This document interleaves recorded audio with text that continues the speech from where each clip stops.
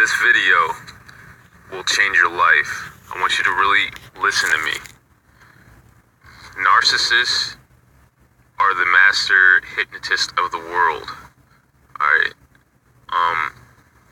If you've dealt with a narcissist, you've dealt with being hypnotized. Now, whether you believe it or not, whether you believe in hypnotism or not, it's real.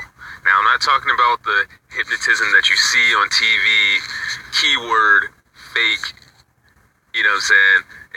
Where you have somebody come up on a talk show, they're this amazing hypnotist, and they're world renowned, and they call up people on stage, and they convince them that they're rats, and people are over there crawling under chairs, and stuff like that. It's not like that. The hypnotist and the hypnotism that you experience every day is done through a similar pattern, but it's more nuanced and it's more powerful and long lasting. It's not like for 5 minutes I'm gonna think I'm a frog, you know what I'm saying? And then I'm gonna go back to my regular life when he snaps his fingers. It's like I'm gonna think something horrible about myself, and then that I'm gonna be fighting this for the rest of my life because this asshole, you know what I'm saying? Excuse my cursing, excuse my language, but right now I'm trying to keep it real, so it's keyword, I don't give a fuck. Hey, check this out though. Alright, so how do narcissists hypnotize people? They use a thing that I call a pattern interrupt. Actually, I specifically call it breaking the flow. Breaking the flow of the day, but pattern interrupts. And that's what they call it in hypnotism. It basically breaks your state of mind, your train of thought, and it puts you in a different, more suggestible, meaning you'll take suggestions, you'll listen to somebody else over yourself more when you're in this state of mind. So how do narcissists use that? Simple. It could be you're having a regular conversation with them, and all of a sudden, for no reason, they finish your sentence for you. They act like they already know what you're gonna say. They cut you off. That's breaking the flow. That's breaking the state.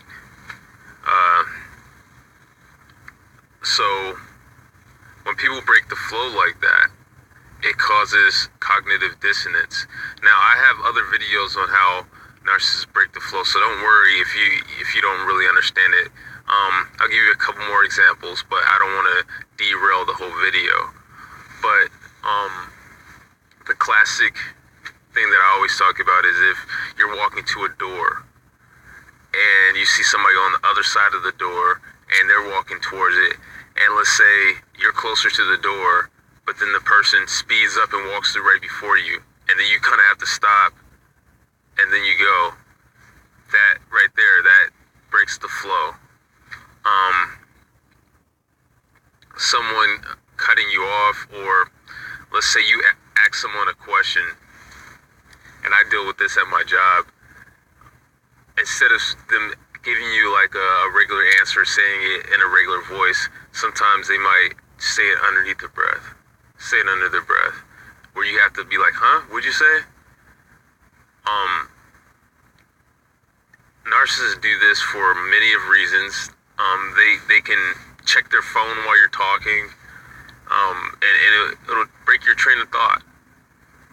Now, they do it for a bunch of different reasons. It's to demean you, it's to test you, but it's also, like I've been saying, it's to break the flow. So what happens when the flow is broken? It gets your mind where you're confused, or in just a slight, it causes slight cognitive dissonance, and then they give you their suggestion. They might outright call you something, like call you stupid, and if they're trying to be like cool with you still, or pretend that they're your friend, instead of saying you're stupid, they'll say you're so stupid. Now, if you're already in a confused state of mind and they've broken the flow with you, right,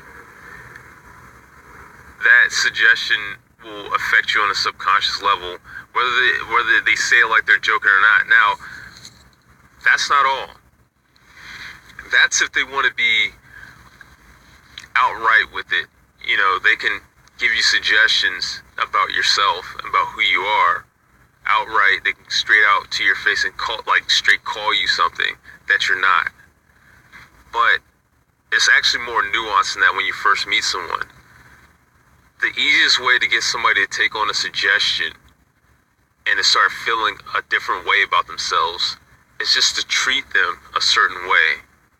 So if they already have you, again, in a confused state, in a suggestible state of mind, and then they start treating you like you don't know what you're doing, correcting you and stuff like that, then you'll start taking on the feelings of being belittled. They kind of hypnotize you to feel like you're less than you are, like you're younger than you are, like they're more competent than you.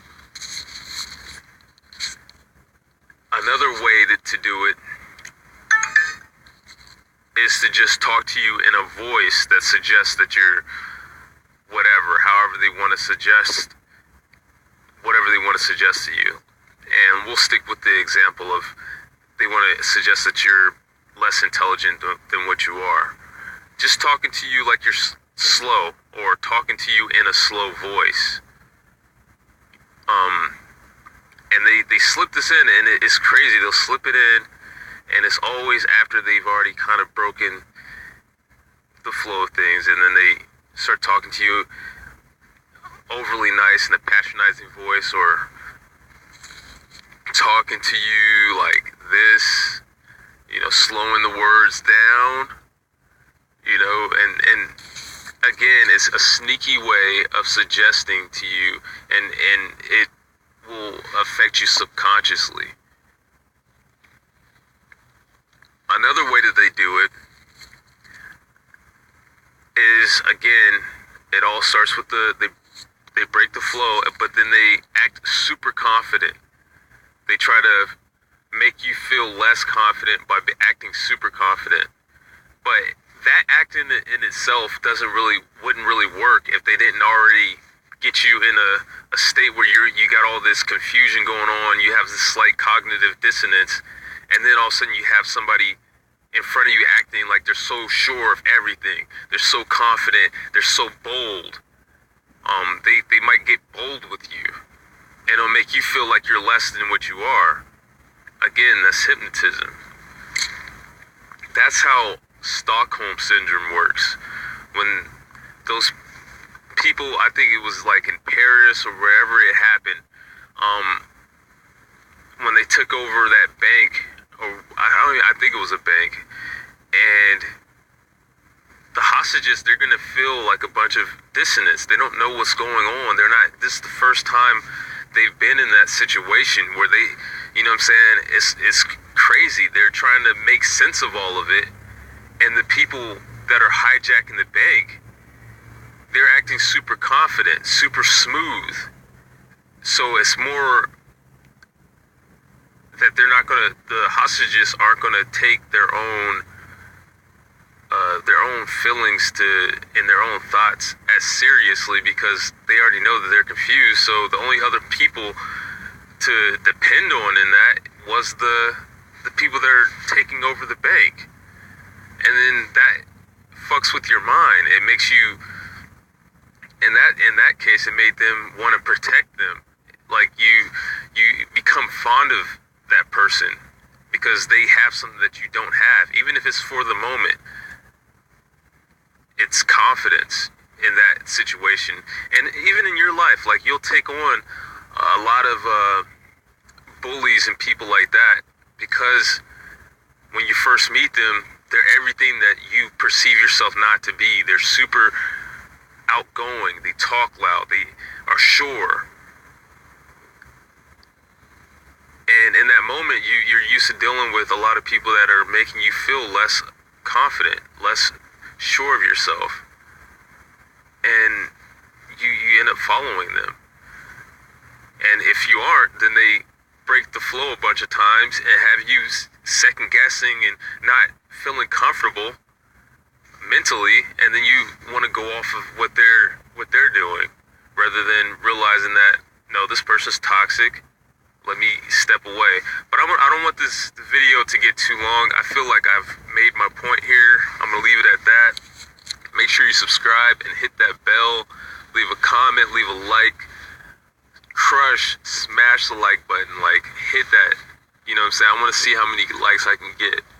So, thank you for being patient and watching the video. Sometimes I know I can be long-winded, but I feel like I'm covering all angles, and I feel like you guys got it. So, thank you for watching. Peace.